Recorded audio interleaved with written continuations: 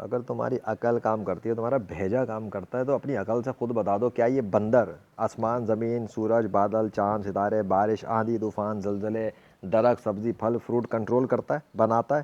یہ تو خود اپنی ماں کے پیٹ میں پیدا ہوا تھا، یہ ماں کے پیٹ میں اپنی پیدا ہوا، باہر نکلا، پدک پدک کرتا ہے، منہ سے بول نہیں سکتا، اپنی بات سمجھا نہیں سکتا، منہ سے کلام نہیں کر سکتا، ہاتھوں سے الفاظ لکھ نہیں سکتا، نہ انگلش جانتا ہے، نہ اردو جانتا ہے، نہ عربی جانتا ہے، نہ فارسی جانتا ہے، نہ جاپنیز جانتا ہے، نہ چائنیز جانتا ہے۔ یہ جانتا ہے کیا ہے؟ کمپیوٹر چلانا یہ نہیں جانتا، روحانیت اس کو نہیں پتہ، فزکس اس کو نہیں پتہ، مارشل آرٹ یہ نہیں جانتا، بایولوجی یہ نہیں جانتا۔ اس طرح کے جاہل قسم کے بندر، یعنی کہ جاہل قسم کے جانور کے آگے جو لوگ جھک کر اس کو خدا بنا کے پوجا کریں، وہ اس بندر سے بھی بدترین قسم کے بندر ہوئے نا پھر۔ مطلب بندر تو کہلانے کے لائق نہیں ہے، وہ بندروں کے آگے بیٹھے ہوئے انسان نہیں، انسانوں سے گئے گزرے لیول کے لوگ ہوئے، بہت نیچے لیول کے لوگ ہیں۔ ان کی عقل کام نہیں کر رہی کہ ایک بندر کو اوپر بٹھا کے اس کے آگے سجدے مار رہے ہیں، ماتھے ٹیک رہے ہیں، اور اس کے آگے جے شری رام، جے بھگوان، جے ہنومان کر رہے ہیں۔ کیا بے وقوفی کی انتہائی زمین پر! کیا مطلب ان لوگوں کو اتنی عقل دینے والا کوئی نہیں تھا؟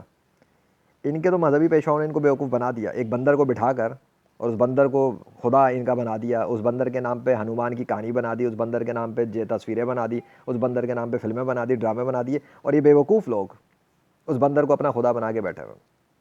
تو بیوقوفی کی انتہا نہیں ہے۔ اب ان کو کون سمجھائے گا؟ جا کے تم سمجھاؤ گے، یا ان کے وہ مذہبی پیشوا ان کو سکھائیں گے سچ اور حقیقت کہ بھائی یہ بندر ہے، ٹھیک ہے، یہ بندر ہے، اور یہ بندر مر جائے گا ایک دن، مر کے اس کی لاش بدبودار ہو جائے گی، سڑ گل کے ختم ہو جائے گی۔ یہ بندر تمہارا خدا کیسے ہو سکتا ہے؟ جو مر جائے وہ خدا نہیں ہو سکتا۔ جب یہ بندر مر جائے گا جس کے آگے لوگ پوجا کر رہے ہیں، تو پھر کائنات کون چلا رہا ہوگا؟ ظاہر ہے یہ بندر تو نہیں چلا رہا، جو مر گیا وہ تو مر گیا نا، اس کا مطلب بندر نہیں چلا رہا۔ تو جب بندر پیدا نہیں ہوتا تب کائنات کون چلا رہا تھا؟ اس کا مطلب بندر نہیں تھا تب بھی کائنات کوئی اور چلا رہا تھا۔ تو زمین اور آسمان بندر تو نہیں چلا رہا، یہ تو کلیئر ہے۔ تو جب یہ بات کلیئر ہو گئی کہ بندر نہیں چلا رہا، تو مطلب بندر خدا ہو ہی نہیں سکتا۔ بات کلیئر ہے، یہی بات میں کہنا چاہتا ہوں۔ جب بندر خدا ہے نہیں اور بندر کائنات چلا نہیں رہا، تو پھر بندر جو اپنی ماں کے پیٹ سے بندر نکلا، جو اپنی بندریا سے جب سیکس کر لے، شادی کر لے آسان الفاظ میں، تو شادی کے بعد جو بچے پیدا ہوں وہ بھی بندر، تو بندر کا بچہ بھی بندر ہی ہوتا ہے، بندر کا بچہ خدا نہیں ہوتا، یہ بھی بات کلیئر۔